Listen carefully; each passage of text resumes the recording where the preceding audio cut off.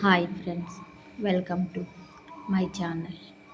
మీ పిల్లలు ఇడ్లీ తిన్నని మారం చేసినప్పుడు రుబ్బులోని కిందనిచ్చిన ఐటమ్స్ అన్నిని ఒకదాని తర్వాత ఒకటి ముందుగా ఉల్లిపాయ, పచ్చిమిర్చి, అల్లం, కరివేపాకు, పుదీనా, కొత్తిమీర వీటిలన్నిటిని వేసుకొని బాగా కలుపుకొని దాంట్లోకి తగినంత సాల్ట్ వేసుకొని దాన్ని మళ్ళీ మిక్స్ చేసుకొని స్టవ్ ఆన్ చేసి కళాయి పెట్టి ఆయిల్ వేసి మనం కలిపెట్టిన మిశ్రమాన్ని అందులో వేసుకొని స్టవ్ సిమ్లో పెట్టుకొని 5 నిమిషాలు దానిపైన ఉంచి తర్వాత దానిని తిరగేసుకొని రెండు వైపులా కాలిన తర్వాత